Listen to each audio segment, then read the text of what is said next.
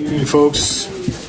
Welcome to the February 20th City Council meeting. Would everybody please be sat? Down that chair. I don't know, over here. Right. No. Because he's not sitting by me. Thank you. Okay. We just came out of executive session, so we've had roll call. So if everybody would please join me in the Pledge of Allegiance.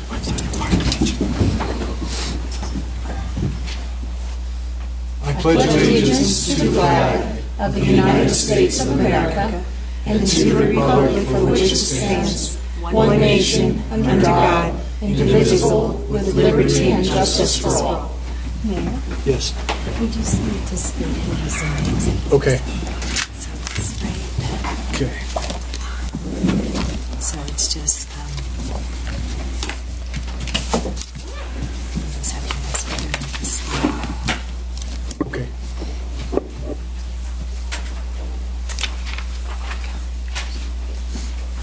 Okay. So the time is 7:02. The executive session has been concluded. Will all participants in the executive session please state their name for the record? Noel, would you like to start? Noel Sawyer. Dar Nacarado. Hillary LaBar. Kelly Case. Valcar. Neil Levy. Darren Tangeman. Suzanne Leclerc. Thank you. What's going to happen if Paul shows up? Then we'll shuffle. Shuffle around. Just take that But seat. we didn't like it too full, so Okay, I'm good with it. I just had a question, that's all. Okay, moving on to agenda item number 3A, appointment to the Keep Woodland Park Beautiful Committee, and Suzanne's going to lead this. Thanks, Mayor Levy. This evening, we have Rusty Neal. Do I see Rusty? There he is. Rusty's here tonight. He has applied for the Keep Woodland Park Beautiful Committee. If council should appoint Rusty this evening, there's still 8 more openings. So I'm saying that out loud so the public and everyone can hear that we have 8 more positions to fill. We appreciate Rusty stepping up to the plate to fill one of them, but we still have 8. You have received his application for your review under a different email, and he's here this evening for any questions, and if he should be sworn in, I'm prepared to give him his oath of office. Thank you. We have 8 available for Keep Woodland Park Beautiful. Yes. At some point, I think council should discuss the opportunity to limit that number, because I don't know if it's ever been full. Yes, Lord. It's 15. 15 altogether. it's a working. It is a working committee. Can 8 people work as well as 15? Well, the floor, minimum for the committee is 9, and we have positions available for up to 15. So right now, we're just trying to reach a minimum of 9. But it is a working committee. It's a committee that goes out there and actually picks up trash and litter. And paints, and so the larger the group, the more involved they are, the better. Yeah. Could I argue that we could, we could let everybody know, we could publicize it and get others so they're not obligated to come into a meeting every month, which clearly they're not doing anyway. We're not going to go that way today, but just food for thought. Yes, thank you. Thank you. Rusty, would you like to come forward and say anything in particular? You're the only one here, so I'm going to guess that you're going to get approved. At least I hope you will. But if you'd like to come forward. To save time, I have no comments. Okay, thank you. All right, there you go, council. A motion to approve, and we'll move forward. Motion to approve. Second. And Val got the second. She was a little late. Suzanne? Carr, Yes. Case, Yes. LeVar, Yes. Levy, Yes. Nacarado, Absolutely, yes. Sonier was absent, I'm sorry, Sawyer. Yes. Thank you. Motion carries 6-0. Okay, thanks very much. Can I swear Rusty in there? Please do. Will you join me at the podium? We have a picture. Oh, yeah. Thank you.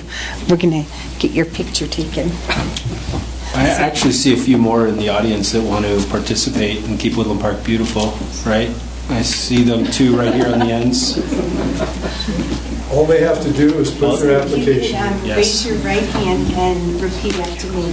I, Rusty Neal, I, Rusty Neal, do solemnly swear solemnly swear that I will support the Constitution that I will support the Constitution of the United States of the United States and the state of Colorado, and the state of Colorado, the charter and ordinances the charter and ordinances of the city of Woodland Park, of the city of Woodland Park, and that I will faithfully perform the duties and I will faithfully perform the duties of a member of the Keep Woodland Park Beautiful Committee, as a member of the Keep Woodland Park Beautiful Committee, upon which I'm about to enter. upon which I am about to enter. Congratulations, thank you. I'll have you sign. Here, Rusty. Two places there and there. Yours always bearing gifts. And Noel, how could you not want to be on the committee when you don't do anything but you get gifts? It's pretty solid. They didn't give me any of that stuff. They didn't give you that stuff. Yeah. Things have changed. I guess they consider me I'm still young enough to bend over and pick up things. I'm going to just sign this one, you can keep this one for your records. And then this one I'll keep on file if it's ever needed. Thank you, Rusty. So I can officially pick up trash. You get a grabber. It's not golden, not yet. Here is just a quick notebook for you. The next meeting is March 2nd, which conflicts with the academy, so you decide. And a T-shirt for you to keep cleaning. Okay, thank you very much. Thank you so much for your service. Thank you. Okay, we're going to move on. Number 4, additions, deletions, or corrections. Darren has got an introduction.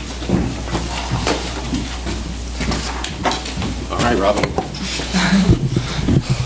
You good? All right.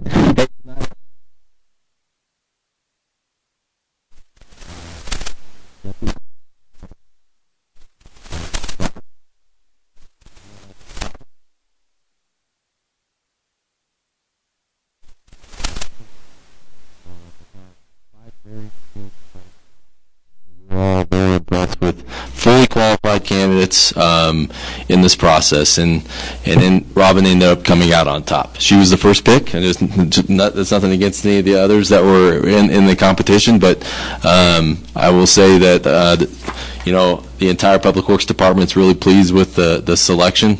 And just a little bit of background, I'm going to let Robin kind of give you her bio, but Robin worked for the city before in a consulting capacity when our wastewater treatment plant she helped manage the construction of our wastewater treatment plant before I got here. And she had a really positive and strong impression on the Public Works and Utilities departments at that time. And so, Robin, I just want you to have you come up and just kind of give your bio, if you don't mind, and let everybody know about you. Thank you. Hi, everybody. My name is Robin Brown. I came here, as Darren said, sort of indirectly from Moltz Construction a couple of years ago, but most recently from the city of Arvada, where I worked as a civil engineer and the floodplain administrator. I have a degree in geological engineering, and my PE is in civil engineering. I'm a certified floodplain manager. Grew up in upstate New York, and have worked in several different facets of civil engineering in Colorado and New York State. And I'm really excited to be here. This is my third week, the end of my third week, and it's been fantastic. So thank you for having me. Really excited to be here. We love to hear that. Welcome. And she's moving to Woodland Park on Sunday. So she'll be living in the city. So that's a really positive thing too. You'll have to talk to my wife, who's also from upstate New York, and compare notes. I don't think anyone's as excited as Kip, though, right? Excellent. Any questions for Robin? Thanks very much, Robin. Welcome, Thanks, Robin.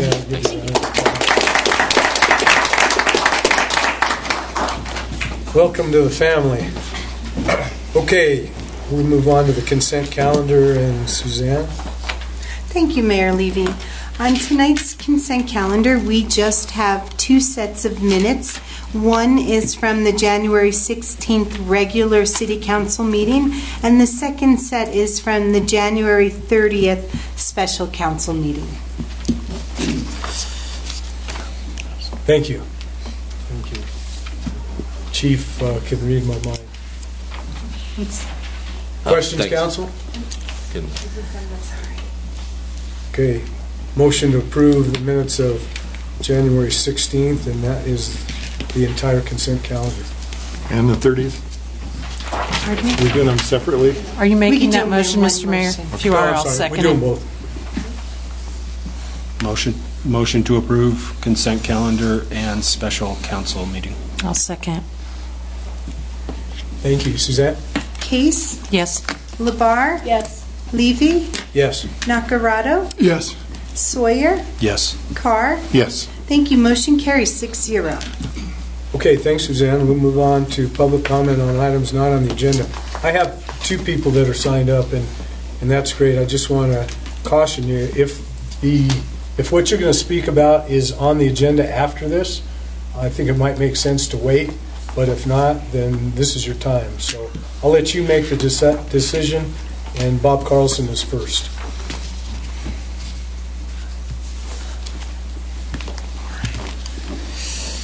Thank you. Bob Carlson, 1155 Windflower Lane, Woodland Park, Colorado. Actually, what I have to say affects several agenda items later, so I thought I would just do it at one time, so if that's okay with you. When you say several agenda items later, how long is this going to take? This will take how long it takes me to read 2 pages. Good. And if it's not 5 minutes, then I'll just have to... Go ahead. Okay, great. Yeah, I had planned to be down at the Trump rally this evening, but at 9:30 this morning was told that the parking lot was totally full, so I wasn't going to stand outside and freeze my butt off. So also, I'm here hopefully to do something much better, and I have to be careful since my pastor is here. So anyway, here goes. In December 2018, the City Council approved the 2019 city budget with a goal to, quote, implement a long-term financial plan and a capital investment plan. The staff will begin work on these 2 plans, which will greatly improve the entire budget process, unquote. I agree that these plans would greatly improve the budget process, yet the city has yet to produce such plans, which we're now again promised in 2020. The city has made these promises ever since 2014. The last time a multi-year financial plan was used to show council that there was sufficient revenue stream to pay for the bonds for the aquatic center. In the absence of these plans, within a day or so, I produced my own financial plan on an Excel spreadsheet, both financial and capital investment, using the 2020 city budget as the baseline for future years, projecting forward. I wanted to be as accurate as possible, so asked the city to update the sales and lodging tax revenues since October 2019, the last time they were posted. Normally, October's data is provided to the city by 20 November, and after Finance Department review, the numbers are published on the city website in the first week of January, so like a month and a half later. So by mid-January, I asked the finance director, where were the numbers? She advised me that the city manager had directed her not to post this data on the website, as he intended to present the November data at this meeting this evening. So that's one of the agenda items, the quarterly report. I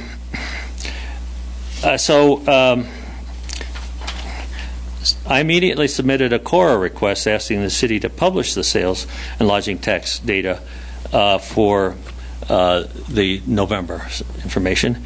And a couple of weeks later, in early February, I submitted another CORA request for the 31 December numbers. The city clerk advised that she could only provide published records, and as no records existed, she could not respond. Sales tax data is critical, as the projected sales tax revenues for the future years are 3.2% times the previous year. And so that helps projecting forward. Okay? I needed that information, like I said, to calculate future years.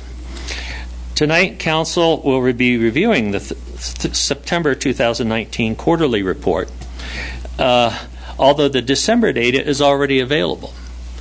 Okay. Furthermore, the September data was made irrelevant since the city proposed in the 2020 city budget in mid-October what the projected expenditures were going to be for 2019, which kind of overtakes whatever was in the quarterly report. So, in my view, considering that report is kind of a waste of time, or even producing it. For the first time, also, the published 2020 city budget omits the 2018 audited numbers and the 2019 projected numbers. This is critical information, financial information, as these years, 3 years of data shows trends on how much a budget line item rate varies from year to year and accounts for expenditures that carry over from one year to the next, like mostly on capital projects. I strongly recommend to Council that they direct the city to publish immediately the December 19 sales and lodging tax revenues and to maintain the normal budget format showing 3 years of revenues and expenses. Next, I wanted to analyze the capital budget, which is mostly roads. The City Charter Section 9.5 states, capital program, the city manager shall prepare and submit to the City Council on before the 15th day of October of each year a recommended capital program for the next fiscal year and an accompanying message. The proposal shall be based upon detailed estimates by the department or any other division of the city government. Detailed estimates. The capital program shall include the following unless otherwise provided by Council. A general summary of the contents. It may take 5 minutes just to turn the page. A list of all capital improvements which are proposed to be undertaken during the following fiscal years, with appropriate supporting information as to the necessity for the improvements. 3, cost estimates, proposed methods of financing, and recommended schedules for each improvement. 4, the estimated annual cost of operating and maintaining the facilities to be constructed as or acquired. And C, the information may be revised or extended each year with regard to capital improvements still pending or in the process of constructing or acquisition. That's a 5-year, 10-year capital plan right there. So, but the city 2020 city budget includes the following description. Quote, Highway 67 improvements and full-depth reclamation rebuild of Baldwin for $1.8 million, $1,805,122. That's it. As this does not comply with the charter, I submitted a CORA request, lots of CORA requests, asking for the charter required information. In response, the city attorney believes, quote, believes the plain language of the charter speaks for itself. In short, the attorney has thoroughly reviewed both sections 9.5 and 9.6 and has determined that nowhere does the charter require the level of detail that you are requesting. To the contrary, he believes the charter allows much discretion to be given to the manager, and even when supporting documentation is required for the capital program, it is only to show the necessity for the improvements, not to provide nearly full engineering drawing, maps, etc. Furthermore, the demand for a multi-year analysis is not required as it's clearly stated in the charter. I did not request detailed plans and specifications. I just wanted an idea of what were the improvements of 67. That's about as vague as you can get. I also wanted to know how many miles of roadway were going to be paved, because the cost per mile is a very important thing when you're trying to project forward 5 or 10 years as how much of the road's going to cost. So that CORA went nowhere. But knowing, as I said, knowing the cost of paving 57 miles of roadway over the next 5 to 10 years is critical to any capital investment program. In 2019, the city awarded a contract to pave 0.9 miles of Evergreen Heights Road for $700,000 for the road, plus $300,000 for sidewalk improvements to comply with ADA. The original 2020 budget called for paving Baldwin, Rampart Range Road, and Kelly's Road. That's 2.2 miles for $1.8 million, the same identical amount, even though it's different scope. And that's more than $800,000 per mile. Okay?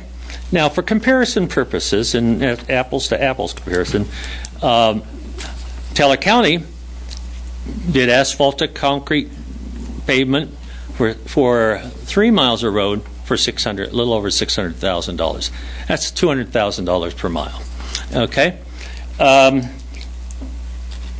And they also plan to build another 3 miles of Route 11 up towards Guffey for about the same amount, $600,000.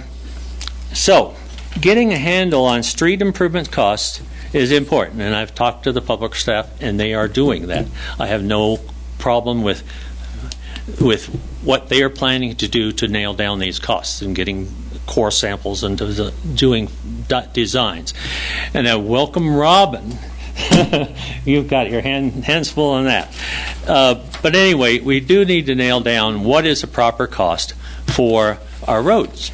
We can't just say, absent any design at all, that they're going to be the most expensive estimate you can come up with. We need to find out soon so that we can nail down those numbers. Anyway,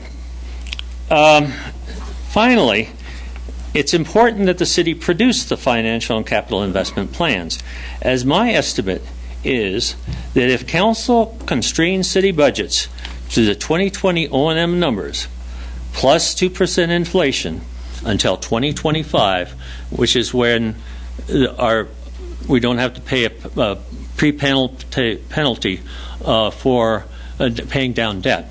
If we do that to 2025, the cities will not only be able to reduce property taxes and other taxes and fees, but we'll have a reserve of $9,928,475 from the general fund and $6,797,267 from the street capital improvement fund, more than enough to pay the $7,718,000 debt for the Woodland Aquatic Center and Memorial Park renovation.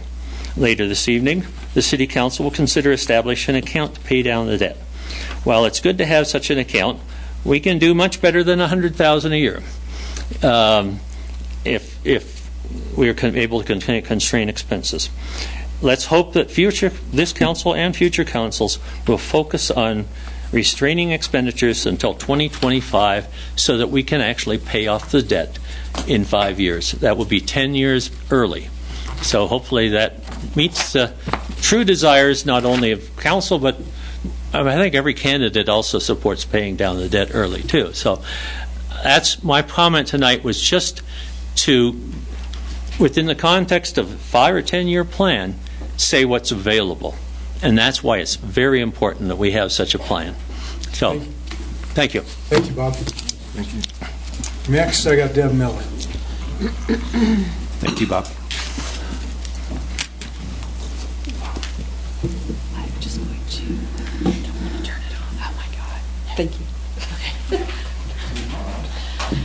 Good evening, Deb Miller, 210 East Midland Avenue. I wanted to come before you this evening and invite all of you to attend next Tuesday evening. The Chamber is hosting a town hall meeting at the Ute Pass Cultural Center. It's the first time we've actually put a blue book together. It doesn't have the blue cover, but it's a blue book. We're excited about being able to explain to the electorate the 11 charter amendments that will be on the ballot, so that when the ballots are mailed out, they'll have this copy of the blue book with them. That evening, we will have Carol Harvey serving as our facilitator to walk you through those. We literally have the what a yes vote means, what a no vote means, arguments for and arguments against, just exactly as you see in your blue book. So we're excited about that. It'll be at the Ute Pass Cultural Center, starts at 6 p.m. next Tuesday night, and we're excited and After that evening, those blue books will be available out in some of the businesses. We'll have it online. We'll provide it here at City Hall. You can put it on the website as well. Any of the businesses that want to put that on can do as well. So we're excited about it. It's the first time we've done it, and we're thrilled to be able to help the electorate. Thanks, Deb. That's kind of above and beyond. Like you say, we've never done it before, but it'll be a great way to educate our electorate if they're so inclined, and hopefully make educated decisions when this election comes up. So thank you very, very much. Mayor, you mind if I can make a comment? Sure. I just want to, in relation to the presentation that Mr. Carlson just presented, I do want, just for the benefit of the press and the community, in terms of, I do strongly concur with Mr. Carlson to create a capital improvement plan, a fully comprehensive capital improvement plan, and a long-term financial plan. Both Robin and Emily those are on their project decks for this year to be complete before the budget season starts, and they'll be working on them. As you know, Ben Schmidt presented last year not a full comprehensive CIP, but he did present aspects of both drainage, sidewalks, parking lots, and streets and roads at that time. What we want to ultimately incorporate is our facilities too. So all those will be incorporated into one comprehensive improvement plan, a capital improvement plan that will be presented prior to the budget season kicking off. So we'll have that data and that 10-year plan for both. I will say that I have reviewed the spreadsheet that Mr. Carlson used for his long-term financial plan. I do find I do have an issue with it. There was about $900,000 in revenues or expenditures that were not included in it that would offset that by about $4.5 million. So I would say we will get a long-term financial plan. It will be open to the public to take a look at. I mean, it's something that we'll all look at, but I will say I strongly disagree with the projections that Mr. Carlson has stated in terms of revenues that would be available, because I believe he left out both parks, all of our parks, buildings and grounds maintenance budget, and our city attorney budget in that spreadsheet.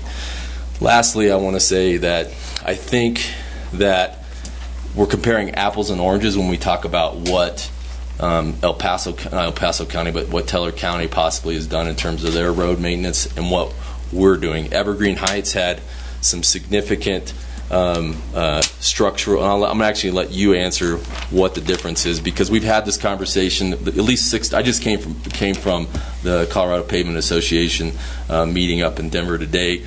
We've spoken about the differences in types of road treatments, and it doesn't resonate with people sometimes. So I want Kip to kind of explain what the difference is between what El Paso or not Paso, Teller County is doing in terms of their overlay and what we did on Evergreen Heights. Sure. To my knowledge, for Evergreen Heights, there's a lot of money for 0.9 miles, but we're talking 2 lifts, subgrade improvements, mill and overlay. It's just not simply the same surface treatment as what some of our counterparts around the area are doing. So it's, if Teller County is putting down surface treatments for a lot cheaper cost, my guess would be is they're simply going in-house, fixing all subgrade, and then doing an overlay of 2 to 3 inches of some sort. I can speak to Evergreen Heights again. You have multiple mats, top mat, bottom mat, milling, overlaying, subgrade improvements, and so on and so forth. So, one of the disadvantages of being in the city is we have a lot of sidewalk that touches our rights of way. And as soon as we improve the road, we have to make it ADA compliant with the sidewalks as well. And Mr. Carlson spoke to the $300,000 we spent on sidewalk ADA improvements for that section, which is separate than the road. Great, thanks, Kip. So yeah, I think that should explain it. Again, I want to strongly concur with Mr. Carlson that we need to get to. We're going to have a CIP, full comprehensive CIP this year before the budget season, and we'll have a long-term financial plan to help project for the next 10 years, so we can really have a long-term vision for our budget. Go ahead. Sorry. I need to address the part about the sales tax reports, because For the previous month, they're due on the 20th. So that doesn't mean that they're ready, that the reports are ready. That means that the vendors' payments are due on the 20th. So for November sales, they're due December 20th. And then it all has to be input into the system, and then the report is made from there. So it's not that the report is ready on the 20th. And I just want to make that distinction. But I also, I want to say I agree that we do, once, well, first of all, the reason why there's a delay is because we canceled the first meeting in February. And so we will have another sales tax report. Normally we wouldn't do two concurrent, like meeting to meeting. We're going to have another one at the next meeting. So you'll see two. It's unusual, but it's because we canceled a meeting, our first meeting in February. I agree we need to put it on our website. So I want to be as transparent as possible. Be it the budget is a document that everyone should see. But I'll tell you, in terms of your core request, I think we responded to it, and you can't core a record that hasn't been created yet. It hadn't been created at that time. And the November report is on the website, and as soon as the packet is ready for the next meeting, the December report, December sales tax collected in January, due January 20th, will be on the website. Thank you, Emily. Bob, we're not going to have a discussion now. Well, I don't want to have a long Good. discussion either. We're not having any discussion. If you want to speak to staff, you can do that at your convenience. Thank you. And great information, Bob. We're all appreciative of it. Let's be sure we get our numbers right, both sides of the story. I just wanted to say that the spreadsheet he received has been updated, okay, to include Parks and Rec, et cetera. Thank you. Okay, thank you. Okay, we're going to move on to unfinished business. And I want to just start by saying this is the last year in terms of this council's prerogatives to have community investment. We've gone from about 55,000, if I remember correctly, or so, and down to about a $10,000 number that we have to try to figure out a way to help some people along the way. So that $10,000 doesn't go very far. The committee has been outstanding every year. This year has probably been their toughest job, and so on behalf of the city, on behalf of the recipients, and certainly on behalf of everybody on this dais, we want to thank you for all your hard work. I know these things aren't easy. That said, I know, Sue, you're directing this year, so if you'd like to come up. We're actually presenting as a committee. Let's do it. Since it's a small committee, we are all here. I love that. Do you want this guy on your committee? Marty's going to take the lead on this. Marty McKenna, 380 Hopi Trail, and Mayor Levy and members of council. So I would like to present the CIF staff, the members, Pastor Bruce Caldwell, Marty McKenna, Sue Griswold, Mayor Pro Tem Val Carr, City Clerk Suzanne LeClaire, and until recently, Councilman Nacarado. So we had 18 applications. There was $30,300 requested, and we had, as you said, $10,000 to allot for the 2020 budget. It was tough. It was very tough. We had a lot of criteria. There was a lot of requirements of the applicants. It was probably the hardest year that I have been on here. These guys have been doing it for a lot longer, but we feel that we made some good decisions. We hope that you agree. I'd like to thank the committee members for being. It was a lovely committee to work on. So if you ever need a committee that is efficient and effective and doesn't fight, this is the one. Is there any questions? Hard to fight about giving money away. Yeah, right. No questions. Appreciate the results. When are these going to be handed out? So if council approves it this evening, we will prepare the check requests, and checks can go out next week. Great. Mr. Mayor, I have a question. Yes, ma'am. Please. I see 17 listed here.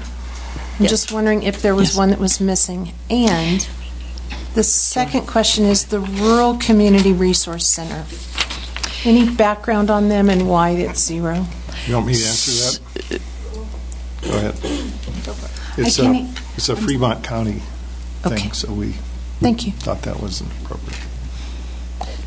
And my next question is, the Woodland Music Series, Community Singers, and Wind Symphony, and the rodeo. And I know that the rodeo really isn't associated with the entertainment, except it is entertainment, the performing arts, if you will. Just wondering why there's variety there, and I'm sure it has something to do with the evaluation of the application, but I just thought I would ask the question as to why those amounts are different when they're similar, particularly the 3 performing arts. We look at many things, including other fundraising efforts that they use. We also look at if they come back year after year asking for the same thing and not using other resources. So we look at the whole application. Thank you. Just some insight to help me. Sure. Thank you very much. Yeah, a lot of the variables, I'm sorry. No, go right ahead. Thank you, Mr. Mayor, sorry. A lot of the variables have to do with how much they requested, how much they actually need. I mean, everybody here needs a lot more than this, of course. Absolutely. And things like their capital assets, things like that, their net worth goes into it. Okay. So that's why there's variance there.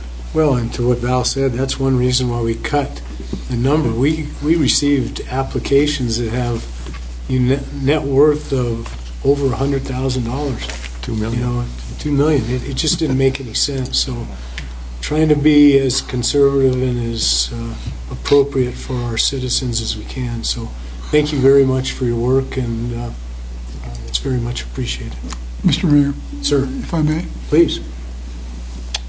I noticed that there are a number of organizations on the list, as we've always had, of what I would call true charities, pure charities.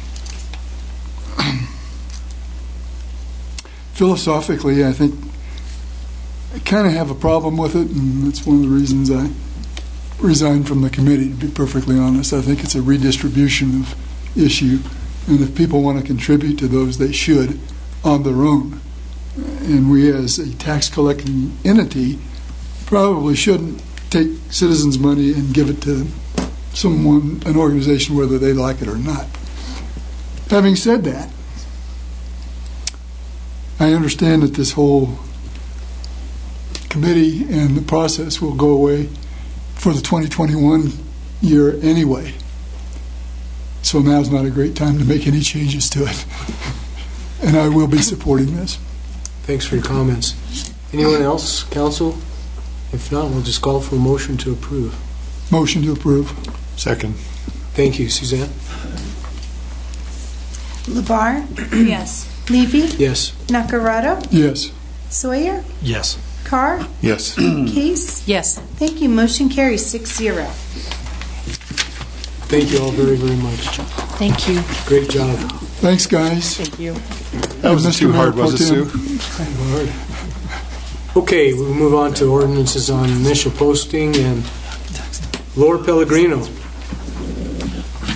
Thank you, Mayor Levy, members of council. We're here today to consider first reading and initial posting of ordinance number 1376-2020. Ordinance 1376 is an ordinance to amend an ordinance number 1164, adopted in 2012. And what this amendment is a replacement of the legal description in that Exhibit B and the illustration as Exhibit C in ordinance number 1164. That legal description and exhibit illustration was for a 30-foot wide, 0.51 acre public utility easement described, and then we are replacing that legal description and the illustration with a new exhibit, AA, and a new illustration, Exhibit BB, and that's for a 30-foot wide, 0.61 acre utility egress easement from Thunder Ridge Drive to the Woodland Park High School tract. And this is first reading and initial posting. We are asking and requesting that the public hearing be set for March 5th, 2020. The premise of this amendment of an ordinance is to correct the easement location for the water line that was installed outside the easement. Council, first reading, initial posting. We'll look at it on March 5th unless you have any questions today. Go ahead. Just a brief comment. I appreciate the updates we're getting out of the planning department on a monthly basis. Sally's sending to us. It helps us get ahead of some of these things. So thank you. Thank you, Val. Okay. Mr. Mayor, I'll make a motion to approve item 8A, ordinance 1376, and set the public hearing for March 5th, 2020. Thank you. Second. Thank you. Suzanne? Levy? Yes? Nacarado? Yes. Sawyer? Yes. Carr? Yes. Case? Yes. Labar? Yes. Thank you. Motion carries 6-0. Thank you. Thank you, Laura. Okay, we move on to public hearings. Public comment may be heard on any of the next 3 items on your agenda. And we will start with Kip Wiley in approving ordinance number 1377. Thank you. Ordinance 1377, public hearing for the purchase of the 2 water shares. One water share from Dave and Suzanne Jordan, and one water share from Michelle and Keith Benbow. These are the Twin Lakes water shares. On February 6th, we approved Resolution 854 for the contract for those purchase, and this is the cleanup of accepting the real property for those shares. So our charter, section 12.5, has us council accepting real property, and these Twin Lakes shares are both personal and real property. Thank you. One thing most of you don't know is not only does Kip manage this whole process, but he goes, I don't know, above and beyond in the fact that he took the contracts all the way down to the folks, creating better relationship. Not that we always don't have good relationships, but your work is appreciated. Thank you. Okay. Comments? Call for motion to approve. Motion to approve ordinance 1377. Second. Suzanne? Nacarado? Yes. Sawyer? Yes. Carr? Yes. Case? Yes. Labar? Yes. Levy? Yes. Thank you. Motion carries 6-0. Thanks, Kip. Thank you, Suzanne. Okay, we move on to ordinance number 1375, and Emily. Thank you, Mayor. So, of course, the capital debt service reserve, which has come up this evening already, the background on this is following the mill levy resolution discussion at the City Council meeting on November 21st. City Council voted to create an earmarked reserve to pay off the city's general fund debt early.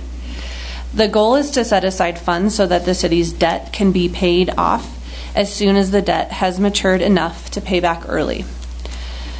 On the city's general fund bonds and certificates of participation, the earliest this can be done is December 1st, 2025. So what was mentioned earlier, we actually don't have prepayment penalties. We actually do not have the option at all until December 1st, 2025. So that I wanted to correct that point that was made earlier by Bob in his statement. So the recommended course of action is to set aside a minimum of $100,000 a year for the reserve. So if you have any questions or comments, please let me know. Yeah, I'd like to. Thank you.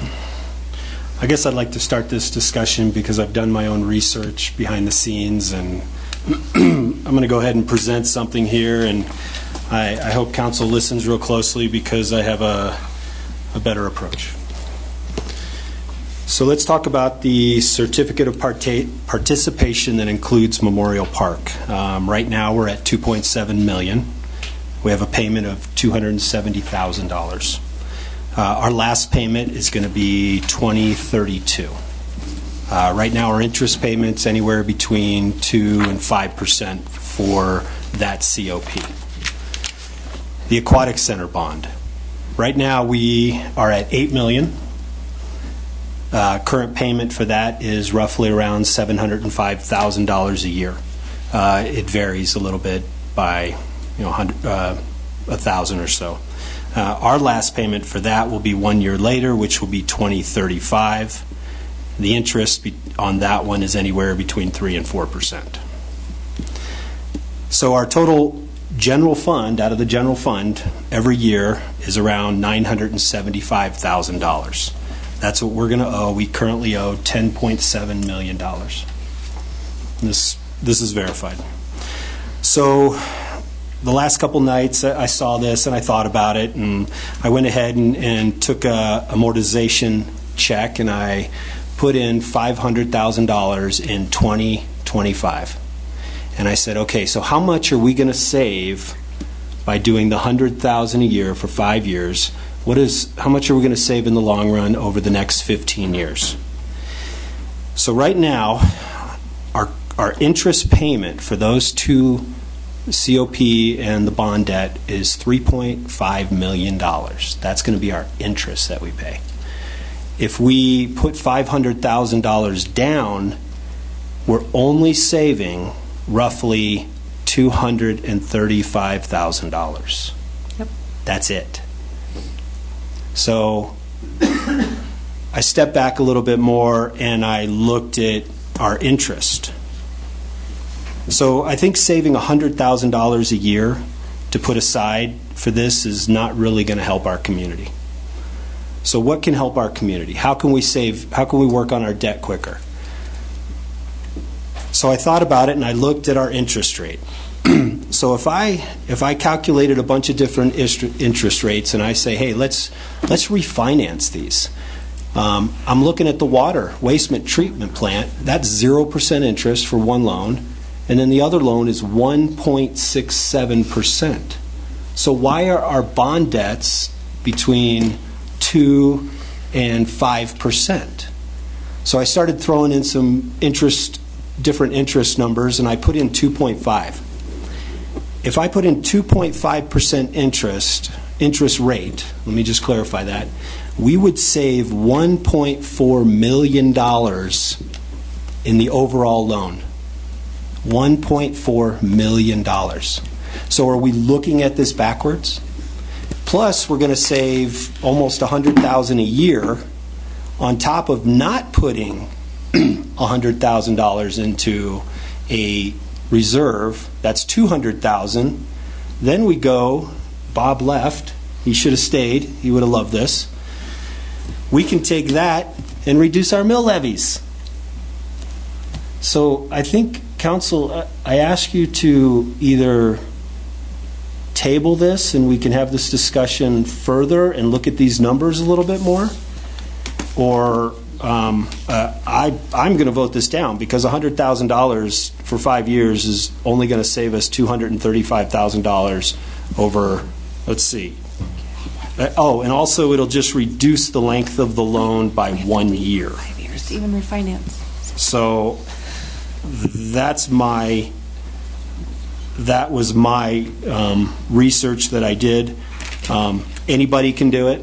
Just throw it into a calculator and you will see what happens. Mayor, may I respond to that? Because we verified that we are not able to even refinance until December 1st, 2025. Well, then let's so do that it was then. one option. Right. The idea is that we would have that money when we refinance, and then should the rates, we'd have to be looking at what the rates are December 1st, 2025. Right, And- but it hasn't been discussed. Well, that was $235,000 compared to $1.4 that million. was discussed. So it was, the option was we could have pay it down depending on what the rates are at that time, or refinance. Okay, well, we can have the discussion, Council. That's my findings, and I'm not, maybe the COP, is that part of the 2025 also? Right. Correct. Well, Kelly? Mr. Mayor, I'd just like to clarify. The call date is the first date we can do anything to modify the issue. And if we do when we get to that point, it would be prudent of us to analyze where the interest rates are at that time, and if the interest rates at that time are attractive enough to cover and justify the cost of issuance to refinance, because there are significant costs involved to reissue and refinance debt. And so, number one, there has to be enough spread in interest rates to, number one, cover those costs of issuance, and number two, provide savings in the interest rate. So it would have to be a significant decrease. The reason that there is a differentiation between the COPs and the general obligation bonds is because the COPs are not considered long-term debt. They're subject to annual appropriation and have collateral similar to a mortgage. So there's more risk associated with the COPs, and therefore they compensate for that risk with a higher interest rate.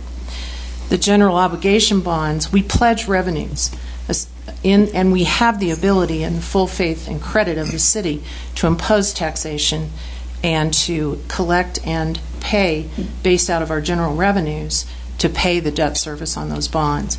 And they are considered long-term debt, not necessarily subject to annual appropriation.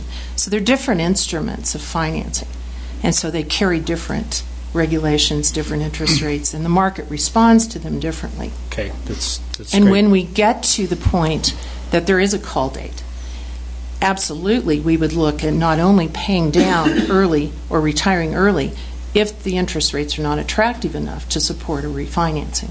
So that is all part of what occurs after the call date comes. So it wouldn't just be that we're going to write a check for $500,000. We would look at the status of the market at that time and what would be the best course of action. But if we don't have any money in savings, we don't have any leverage. Correct? The city's So financially I strong, think- so I don't. In 5 years, it'll probably be stronger. So, but my point is this Maybe. is something we overlooked. That's my I don't think so. I disagree. I don't remember talking about this at all. So, my point is. I'm just speaking from history. In my tenure, I'm sorry to interrupt you, Noel. In my tenure, we refinanced and paid off about 6 to 8 different debt issues for the utilities and the 410 fund, or the Street Capital Improvement Fund. And we refinanced all of those because the market changed significantly enough that not only did we cover issue costs, but we saved a significant amount in interest payments by doing so.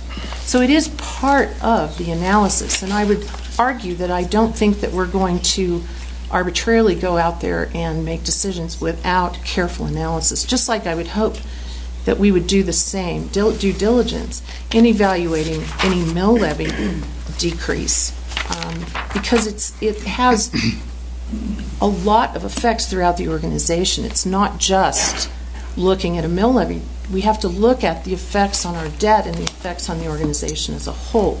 So I would argue that this professional staff, and I would hope this council or the future council, would do all of that due diligence before taking any action. This just sets aside some leverage money for us to use. So I'm finished. Thank you. Mark? Well, I really appreciate Councilmember Knoll's study of the issue and bringing it up.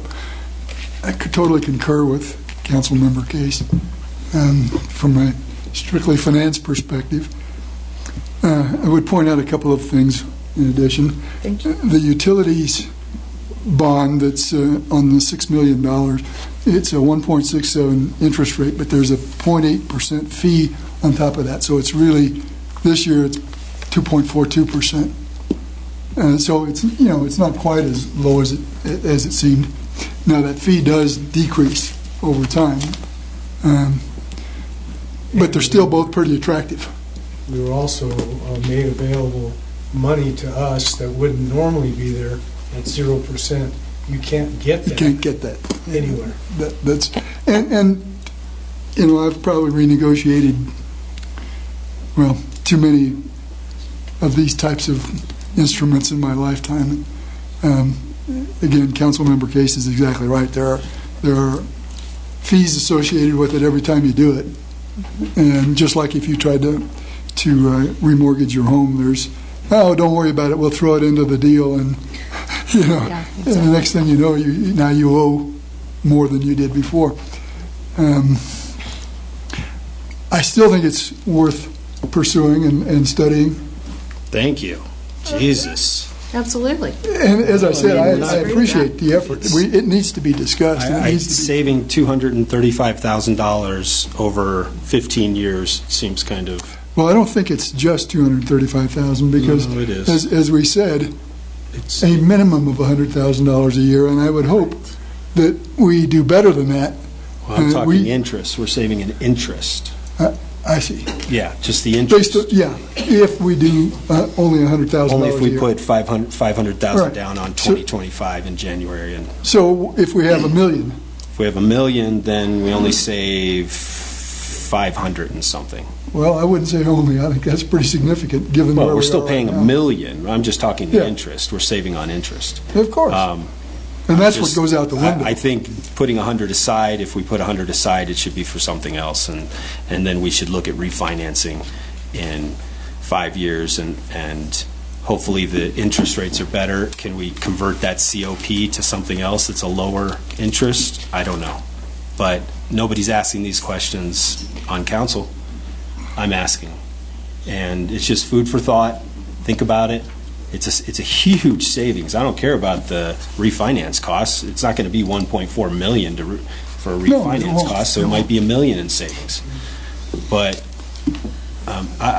Kelly is the expert. I can't disagree No, with I'm not that. an expert Well, by any means. You lived it Just for I a long lived it. time. So, For a but long time. I think that's where our savings is going to be for debt. I don't think it's going to be the plan that we have. Well, I think, I'm sorry, Kelly. That's Big okay, Mr. picture, Mayor. What you're saying is absolutely true. We always, right, have to investigate, what it's going to cost us to borrow money. When we bonded for the pool, we got the very best available rate at the time. Correct. And so, the beauty is, in 2025, we can review that and hopefully save some money there. Everything you say is what the community wants, certainly what the council wants. How you get there is sometimes a little more difficult than it appears on the surface. You put it on the radar. Put it on the radar. Absolutely. Okay, you put it on the radar so people are thinking about it and knowing that this council is looking at options in the future. We're not thinking about tomorrow, we're thinking about 5-10 years.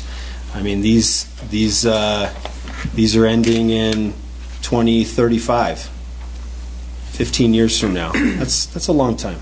Right. Kelly, one last thing. Yes, sir. I just wanted to make 2 points of clarity. I disagree. I think this council did take into consideration those things. We have asked a lot of questions, and this was a start. And I would argue that $235,000 is a significant amount of money, and I think that this community would appreciate that we do something. Okay, divide By that by saving that. 15. Divide that by 15, and that tells you how much we save a year. I'd like to Okay, continue saving that money can this go money. somewhere else to And if it doesn't go to better an earmark services fund, to the I'd like it community. to see it in the 15 general months now, fund. what am I missing? 15 years. 15 years divided by 235 is very little. That money can go to My third services point and- is, Mr. Mayor, is that the utility debt that's been referenced is financing available to us by the authority in Denver, and I don't remember the acronym, but KIP does. It's the state revolving fund, and the first $2 million on our qualifying project, because of the eco-friendly things that we did, and I don't remember the specifics, we got the first $2 million at zero interest rate, and then a very attractive rate for everything above that. And that's only available to the utility funds, and we took great advantage of that and paid that off early. So just some points of reference. Thank you, Mr. Mayor. Mayor, if I can clarify a couple things. So we did, prior to that work session, I spoke with Jim Manier, and he's our financial advisor. Right. So he, laid out all of our options, And we did discuss the refinancing option, which again is any date on or after December 1st, 2025.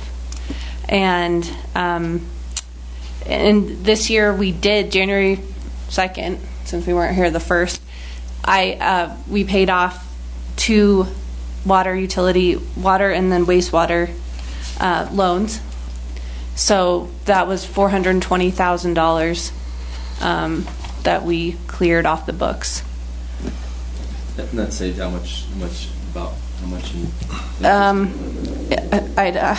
see. It's like 50 or 60,000. no. Well, in interest, I would say 20 plus. Well, at least around. Looks like $50,000-$60,000 in interest. Yeah, those alone. Those were small loans. The 2 waste utility fund and the wastewater utility fund. Yeah, I knew those were paid off. I'm not concerned about that. I'm concerned about the $1 million ones. But I'm glad it's on the radar. I want the community to know it's on the radar and that we will look into it. I don't know if they're saying 2025. I don't know if there's a legal way to refinance if rates are going down, because rates are low right now. No. Nope. That's okay. What, when I emailed and also talked with Jim Menier, legally, we cannot call any earlier. Can we finance with someone else? No. That is the terms of the bonds. Kelly. And the Which prepayment penalty? I want to confirm. I mean, I want to echo what Emily said, and I think it's important. This is absolutely was a consideration, and if we could do it today, if we could refund the bonds today or COPs, we would do it today if the terms are right. But those legal restrictions force us to save over the next 5 years to bring that leverage to bear when it's time to renegotiate. And we have to look at the terms at the time to see what direction we go. I'm not arguing that. May I make just one last comment? You bet. And then Mr. Val's Mayor? going to get last comment, and then we're going to go to Doc. We're going to have 2 last comments. I think the total picture of the city is in pretty decent shape, as you say. It's excellent. But I would also say that our coverage ratio is right on the edge. It is. And so, I'd like to see us pull back from that precipice just a little bit and as quickly as we could. And I think that gets us better rates going forward. Absolutely. But all we can do is just not take out any more loans. Val, last comment. Thank you, sir. I want to welcome Councilmember Sawyer to the Physical Due Diligence Party, and wonderful bringing up these topics. I've been here 4 years doing that, and I welcome his exposing this to the staff, because they're very capable of looking at these things, and they do. And I have every confidence that you're constantly evaluating these things. And but please take his comments in order, because they may have some value to you. And I appreciate all the comments from the rest of the council of fiscal responsibility and expertise. We've got an amazing bunch of experts up here in this particular field. Thank you. Public comment. Would anybody like to come forward and comment on this discussion? Okay. That said, I would like to hear a motion to approve ordinance number 1375. So moved. Second. Suzanne. Sawyer? No. Carr? Yes. Case? Yes. Labar? Yes. Levy? Yes. Nakarado? Yes. Thank you. Motion carries 5-1. Thank you, Suzanne. Noel, thanks for your comments. Thank you, Lord. Seriously. I like these discussions, because we're never always going to agree. We always learn something from these discussions, so I would recommend these kind of discussions continue in the future. Okay, moving to Lower Pellegrino and Resolution 853. Thank you, Mayor Levy. Here today for a request by William L. Page for a 2-year extension to February 4th, 2022, of the time limit to begin construction of the Best Western Hotel in the Gold Hill Square South Building Number 6 PUD Zone pursuant to Municipal Code 1830-050. And, of course, today is the public hearing by City Council, February 20th. The Planning Commission did review this item on January 23rd. So, previously, this was originally approved in January 14, 2016. The Planning Commission approved the PUD for this Best Western Hotel. And on February 4th, City Council came forward with an approval for the dimensional standards. And then the applicant came forward in February 4th, 2018 to extend the construction time deadline for this. And it was extended to February 2020, which is why the applicant is here again today to extend to 2022. So just a little bit of background information on Gold Hill South PUD. The shopping center itself was constructed between 1978 and 1999. Many of you have probably shopped there. I know I have. Wendy's is my favorite lunch place. City Market additions in 1998, Gold Hill Wines, for instance, in 2002. Originally developed under the C1 Commercial Zone District, in 1996 the city rezoned the property to service commercial. Both of those are standardized zone districts. And then in 1997, the City Council approved a rezone of this site, the entire Gold Hill Square South, to a PUD, a planned unit development, which allows the developer ultimate flexibility in designing things like the setbacks and the buildings and the heights and all of those. And this was a PUD for commercial uses, which is why you see the development as it is. When the applicant came in 2016 to propose the hotel, he did a PUD amendment. And in yellow on this slide, you can see the footprint of this proposed Best Western Hotel. It's a 70-room proposed hotel. And the PUD was approved. This just gives you some ideas of the footprint again. And this is a 3-story structure with a sub-level parking garage. This is the facades that were approved. This is what it'll look like. Here is the images that were shown when the approval for the PUD was shown. It shows you a little bit of what the elevation will look like in real time on the ground if it were to be developed. And here it is again. This is what it'll look like in context with the rest of the commercial development. This is the 32 parking space garage below the proposed hotel, and these are some conceptual floor plans showing the 3 levels and the 70 rooms that are being proposed. So this request is simply to look at an extension of the timeline. We are not delving into the PUD and into any of the specifics of the PUD. It was approved in 2016. So no new development or no new development standards have occurred since this PUD was approved and adopted in 2016.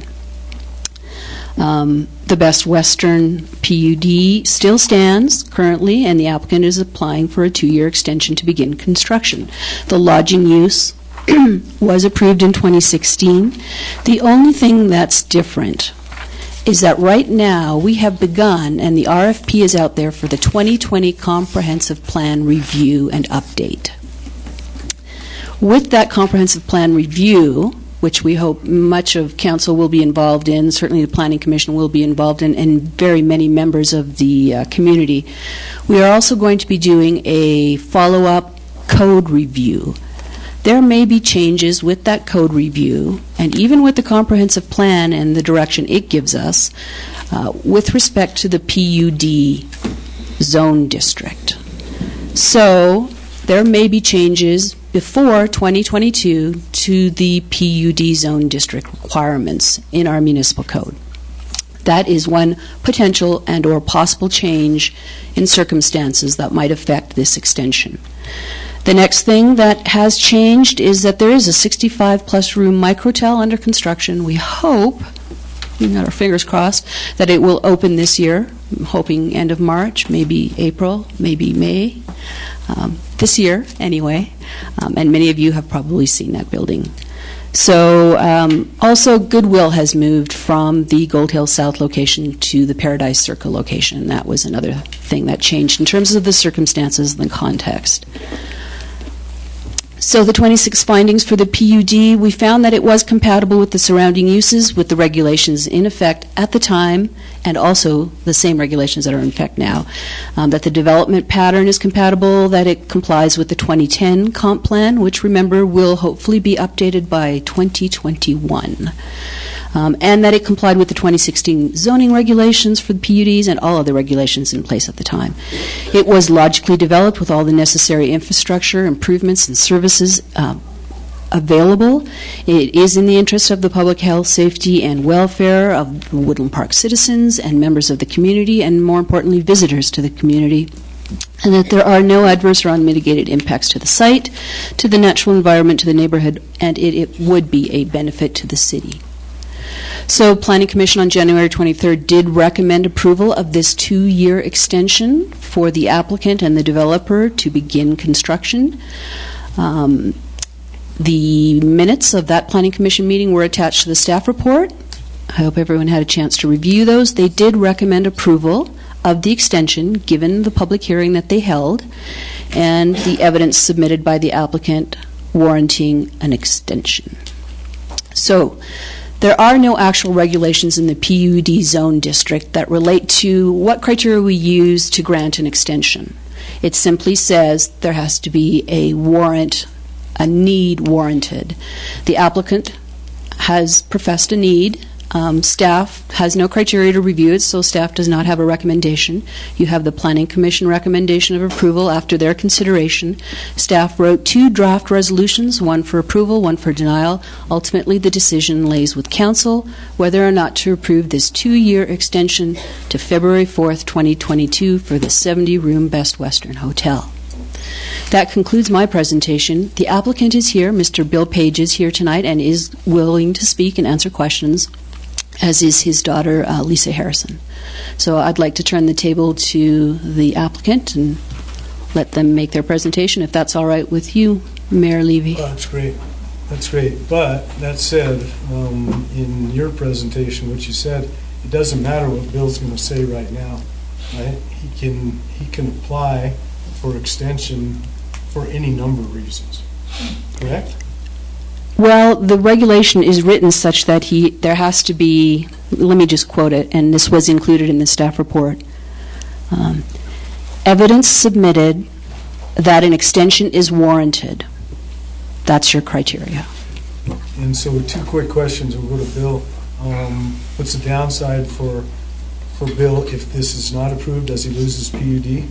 He would lose this PUD that's approved, and he would have to come in and submit for another PUD. Okay. And most likely under the new regulations that are adopted, hopefully in 2022. Second question would be, how many times can he? There's no limit. No limit. Okay, good to know. Mr. Page, welcome. I think you're going to get some pretty good support, so we don't need a lot of information. Thank you, Mayor Levy and council members. I got to get set up here, so.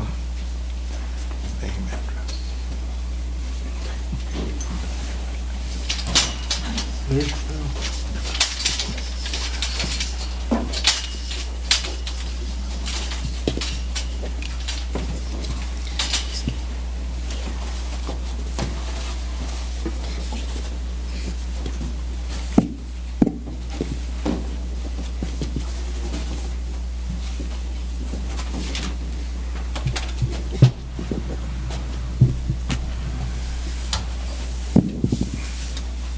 Bill, before you get started, after you get set up, would you just give us name and address, please?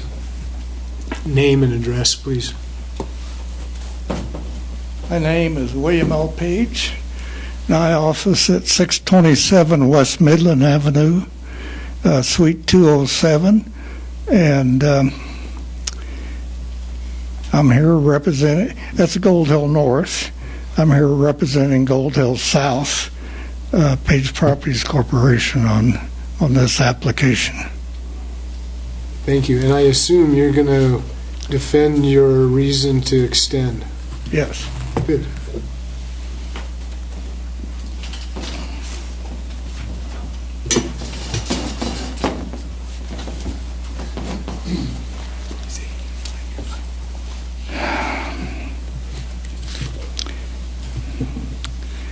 So,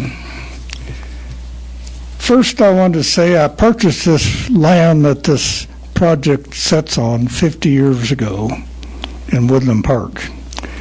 And I'd been around Woodland Park about 10 years before that, in 1960s. And so when I purchased it, I was familiar with the master plan that the Woodland Park City Council had commissioned back in the late 60s.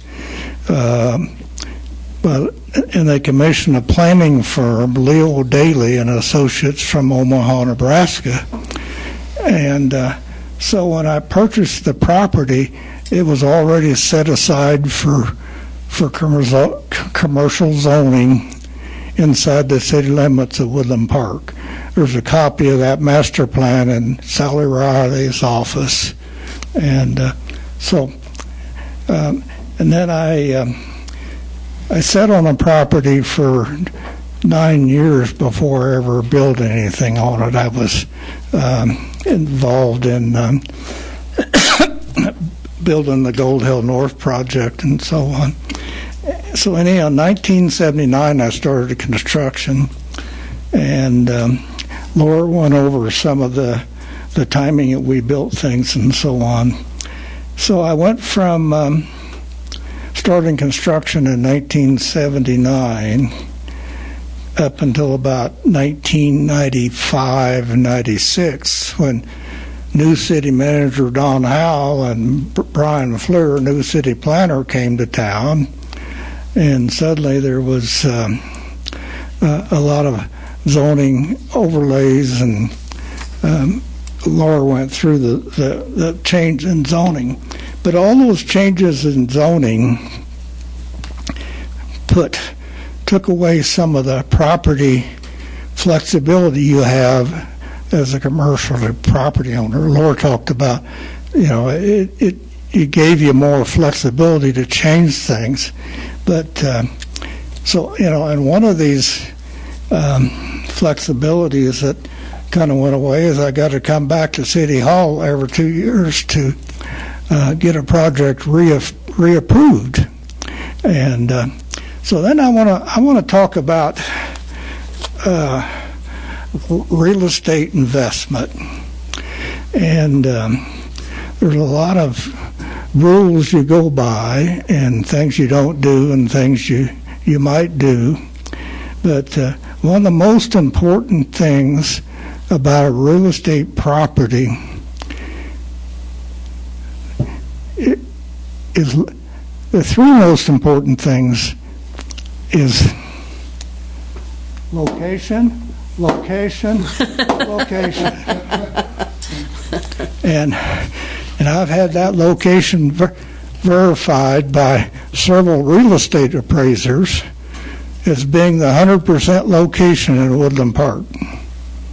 It's the intersection of Highway 24, 67. You all know what the traffic counts are and what they are on holiday weekends, 50,000 cars a day, summertime, and so on. And then the next thing about if you want to invest in real estate, you're involved in figuring out what the market is for what you're going to do with your real estate. And so when I originally built this building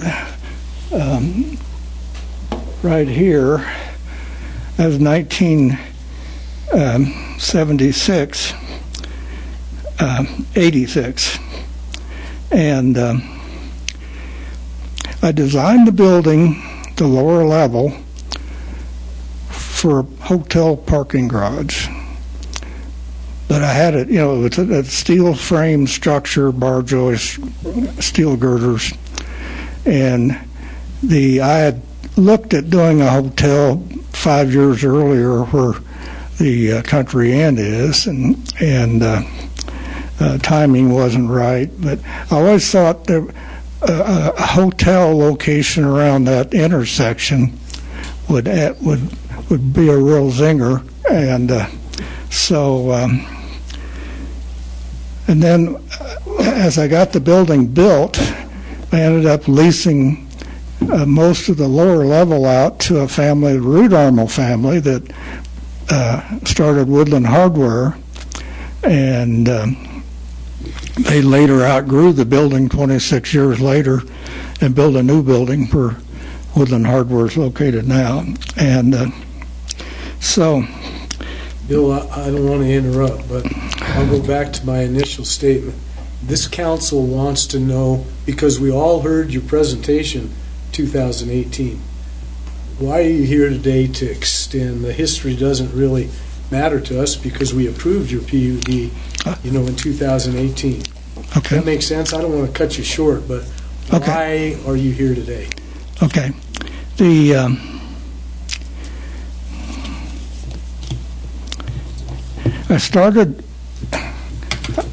I commissioned market studies 2015, 2017 on building a hotel. And so to build a hotel, I had to relocate Sherman-Williams. And I started working with Sherman-Williams in 2014 and 2013 about relocating it, doing a new building.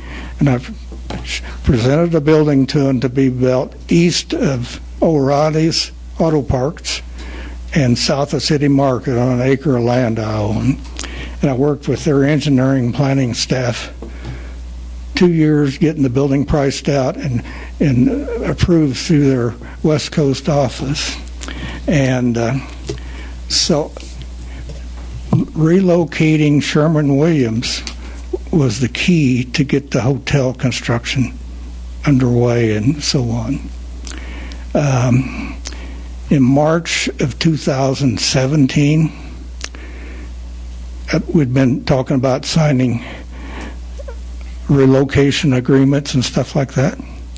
The manager, Sherman-Williams real estate manager in San Francisco, told me that Sherman-Williams corporate would not authorize a relocation of the store, and that they were only going to focus on opening new stores in new markets and new communities, not waste any time moving a store from one location in a town to another location.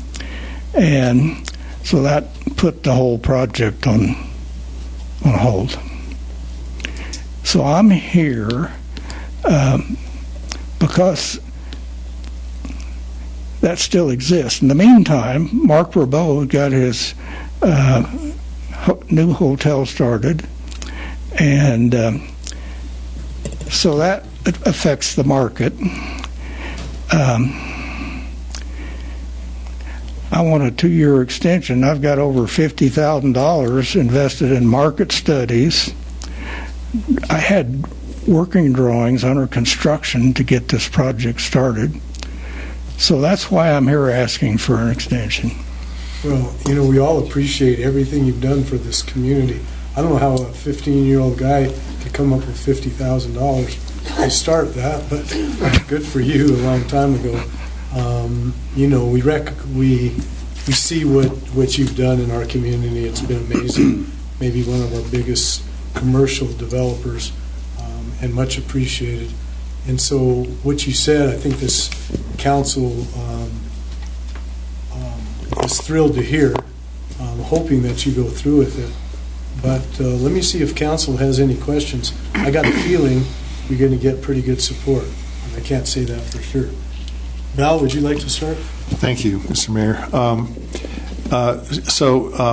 Just to summarize what I heard, it seems that you've been delayed because of relocation efforts, and the 2-year extension you're looking for will give you some more latitude to work with that relocation and hopefully get that resolved so you can proceed with your building. Is that approximately what I heard?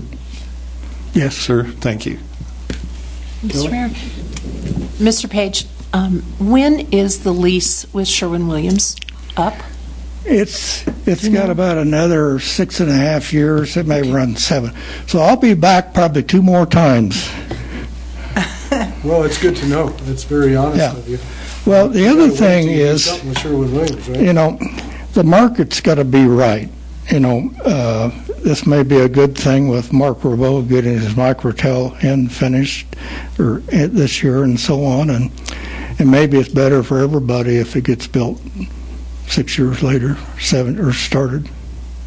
That said, some entrepreneur may decide we need more hotel rooms between now and 6 years from now, and so you'll have another. Well, I just have to fall in behind him, see what happens. There you go. Council, any other questions?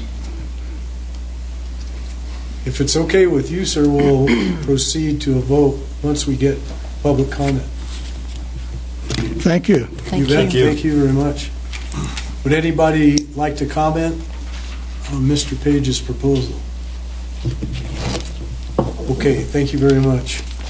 Council, we need a motion to approve resolution number 853. Motion to approve. Second. Thank you. Suzanne? Sawyer, Yes. Carr, Yes. Case, Yes. Labar, Yes. Levy, Yes. Nacarado. Yes. Thank you. Motion carries 6-0. Thanks. Congratulations, Bill, and best of luck to you. Thank you. Levy and council members, thank you very much. Thank you. Thank you. Bring your lovely young daughter home. We're all looking forward to seeing you again in 2 years. Okay, we have no new business tonight. Go on to reports, and I've just got a couple, but one I have more information than others, so if council can fill me in on some things. This last week or so, we've lost 2 great members of our community. One is Les Clark, who was in the grocery business here and did a number of things in our community. Had a store out in Florissant.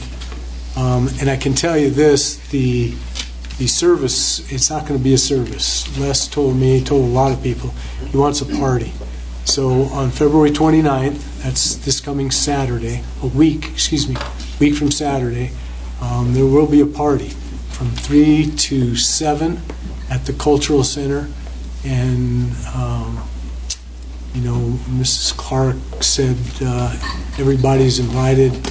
If you knew Les, you know what a great guy he was and how much he did for our community. So that would be a good time to honor him. They're not going to have a funeral service or anything like that.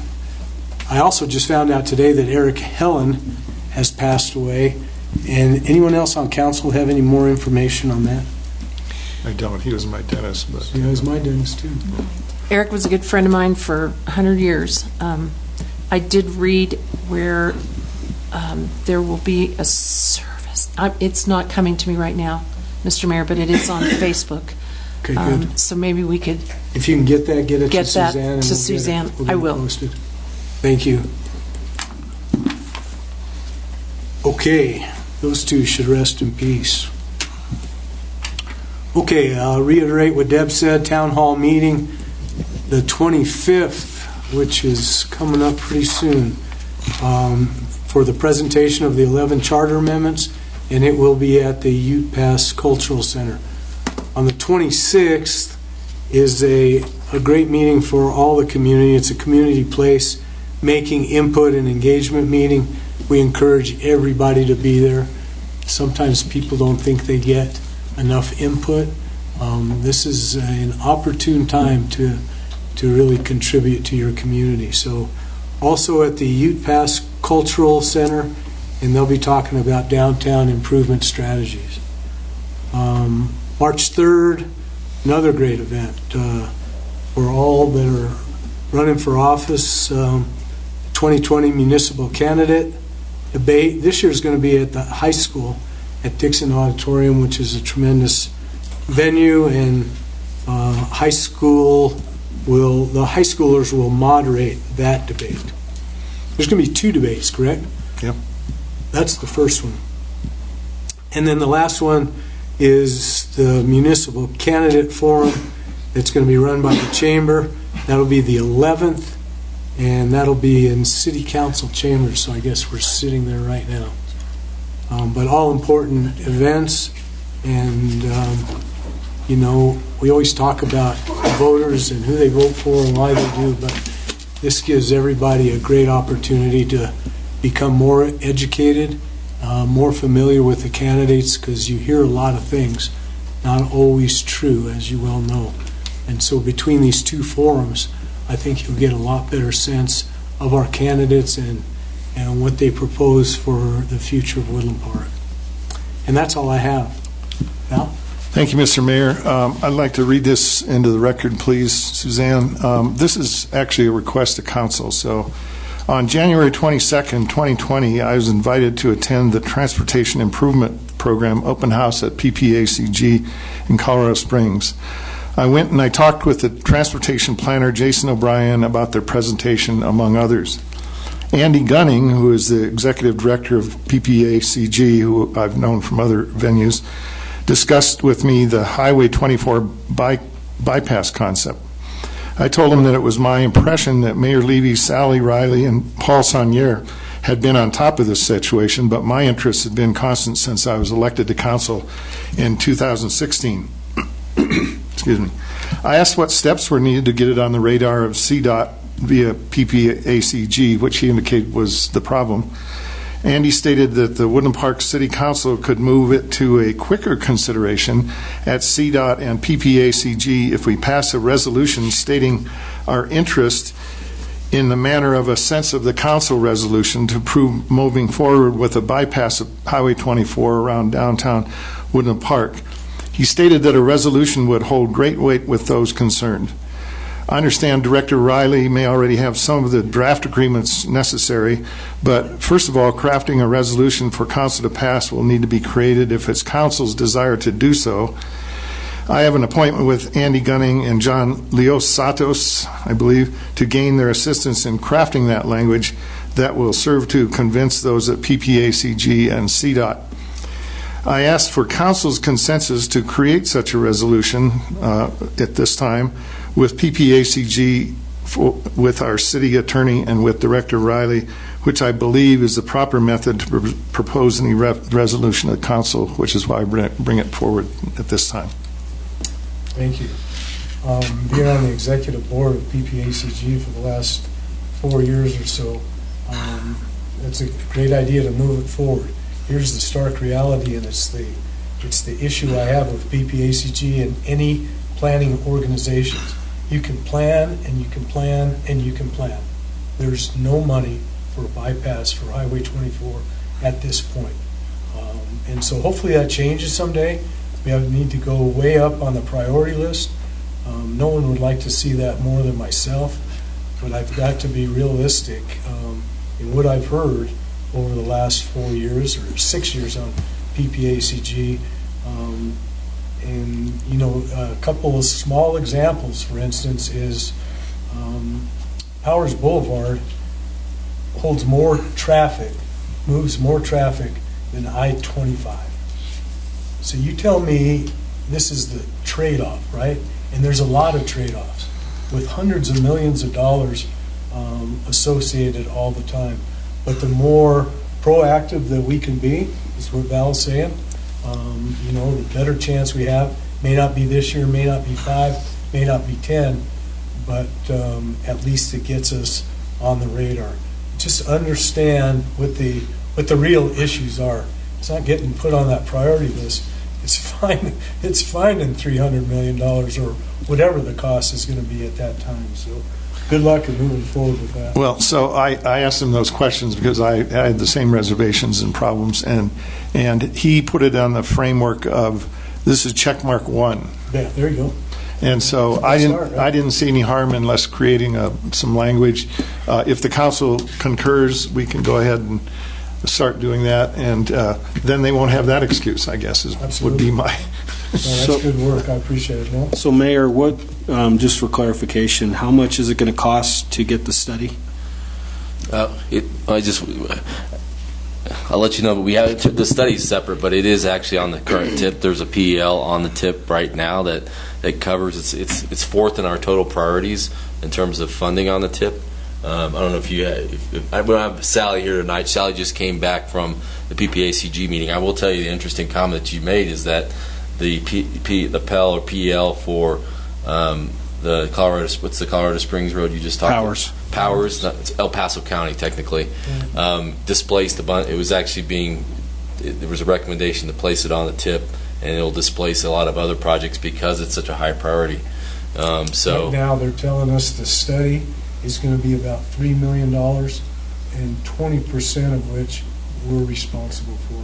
So somewhere at some point we got to get $600,000 in the budget so we can pay our share of right? Thank you, Val, for spending $600,000. No, the fun part of this is free. Yeah, it is. This is free. If it gives them a check mark down there, then well, it's all big picture. We all say the same thing. You know what? We're a pretty great place to live right now. Are we going to be a great place to live 10 years from now? We might going to be a great place. We might not need it 10 years from now when we have automated cars that can drive themselves and. We'll be flying around. Make those hard decisions. Yeah, so then there won't be an issue with traffic. So can we get a consensus for Val? And, yes. Yeah, we could do that, Val. Have a resolution moving forward. Yeah. And you just have to find $50 million. Yeah, I do. Kelly Case. Thank you, Mr. Mayor. I found the information about Eric Helland's services. It's a celebration of life, Saturday, May 23rd, 2020, 1 p.m. at Mountain Memorial Funeral Home in Divide. May 23rd? Yes. Wow. Annie asks, in lieu of flowers, memorial donations in honor of Eric can be made to either the Colorado Parkinson Foundation, Co-Parkinson Organization, Parkinson Association of the Rockies, and there's a website. It's a post on Facebook on his page. There's lots of memorials about him. Thank you. You're welcome. I have nothing else, Mr. Mayor. Hillary? Nothing this evening. Thank you, Dara. I just ask you, Mr. Mayor, if you'd repeat the time and date for Les Clark's. Les Clark is is February 29th. That's a week from Saturday. It's at 3 o'clock at the Cultural Center from 3 to 7.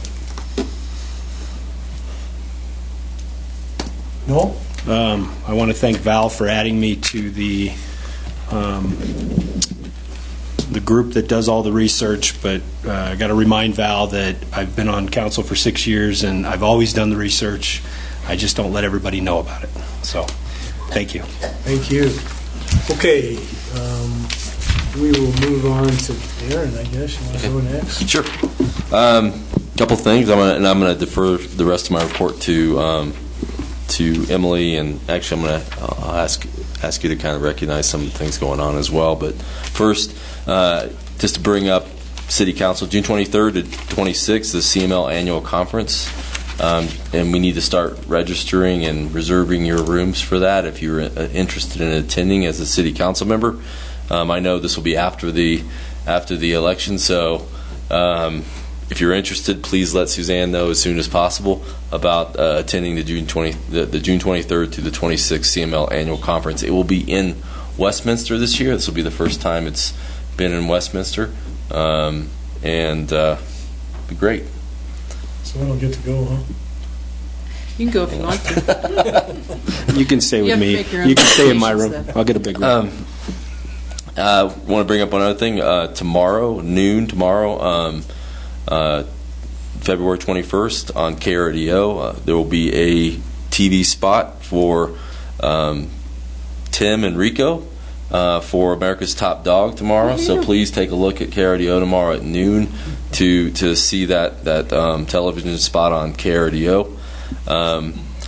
I'll defer to Miles on the promotion of Bill Schultz and Robin Lindbergh's award, if you could.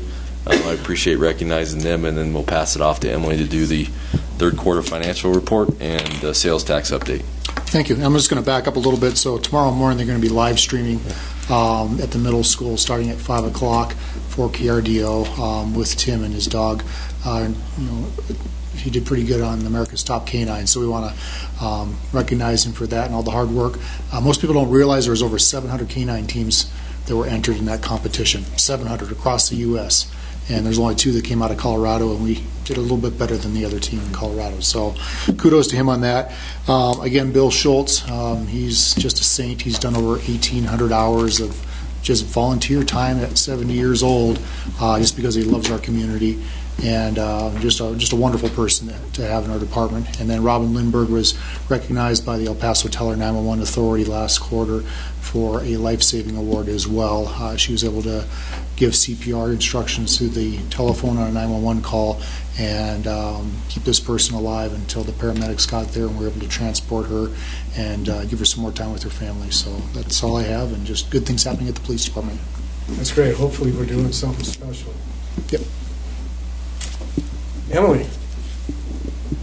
All right, thank you, Mayor.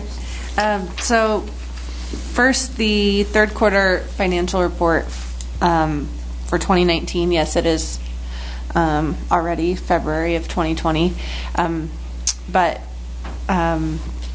it is in your packet, and it's a snapshot in time, so it doesn't take into account the supplementals as those were entered into the GL at a later date, and some of the variances and changes in the general fund, they were noted in the last quarterly report that were highlighted, including the admin variance due to 2 new positions, being the attorney and HR, that were added in 2019.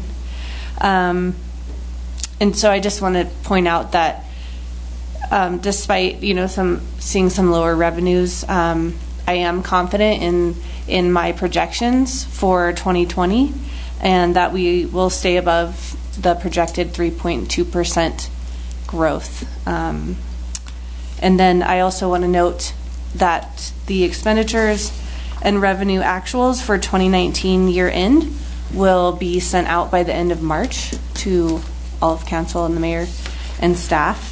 And after the audit is complete in April, a year-end report will be presented, and that will compare, obviously, 2019 year-end to 2018. And then, of course, the sales tax update for November of 2019 for sales in November collected in December was also in your packet. And there is a 1.8% decrease, and this was not attributed to any vendors that were not remitting sales tax on time. I checked through this. So none of the top 10 vendors did not submit, so they all submitted. But I think, it's slightly below what we expected, but overall, year to date, we are up for 4.92%. And the lodging tax is still slightly below 2018. But one factor in this, as mentioned earlier, was the microtel, but it hasn't opened. And it was, the projections for lodging tax are a bit higher because it was expected to open in 2019. So if you have any questions, please let me know. Yes, thank you, Mr. Mayor. So we're really getting behind here on these. Is there an expectation that we're catching up here and we're going to be more timely in these reports? I realize we get our actuals during the following month, but... Right. Yes, and so I mentioned at the beginning of my report that for 2019 year end, the quarterly is not done at the year end. It's a year end report. So if you're asking about the fourth quarter, is that what you're referring to? Well, I mean, we've had quite a delay in these for various reasons, including personnel and situations like that. I'm just asking the general question, are we catching up to that delay? Yes. Thank you. And I'll just, again, as I said earlier when Bob was asking the question, you'll see a quick catch-up in the next meeting. We'll have the next sales tax report. And we actually had a discussion with staff about whether or not we wanted to start doing actuals right now. You really don't have, doing that in February doesn't really mean a whole lot because you only have about a month's worth of data. So March is the date we'll start doing the monthly actuals for staff and both city councils. So you'll see those on a monthly basis. That's great. Just to add to that, sorry, my microphone's not on. Hold, please. Just to add to that, January contains a lot of, because things are reported on a cash basis up until time for reporting and for audit and the financial statements, there's a lot of accruals that are done to book revenues and expenses back to December and to the prior year. So often January doesn't have a lot of activity to report because it's booked back. So until we start getting back into getting past those accruals, it's misleading. So Makes sense. just to share that. So it's happened before, is what you're telling me? Always. Happens every all the time. Good. But Emily, great job. Thank you. I just want to say, Emily's she'll be caught up at this next meeting, and I think the intent is to definitely have those reports on a monthly basis, and so you have, and obviously the quarterly reports will come out quarterly. So yes, we plan to have them on time. Thank you. Council, anything else? Emily, thank you for all your hard work. Be careful because Kelly's coming after your job. I can see that. So. No, But no thanks. I know you've been there. I know you're putting in a lot of hours, and I can see that things are getting better. So Yeah, appreciate that. Thank you, and my staff is incredible, and they're putting in a lot of hard work. So I do want to recognize all that they do, because without them, there wouldn't be the data for the reports. Thank you. Exactly. Thank you. All right, Council, if there's nothing else, I need a motion to go into executive session. I'll move to go into executive session. And a second. Suzanne's gone. Who's She is. got the book? What's that? We need to vote on going into executive session. I got it. So who's first? Oh, who I don't motioned? know who's first this time, but Let's I'll start with the take mayor. lead. Start with the mayor. Okay. Yes. Yes. Yes. Yes. Yes. Just the way we like it. Lots of yeses. Okay, this meeting is, well, you all can go home. We got to go to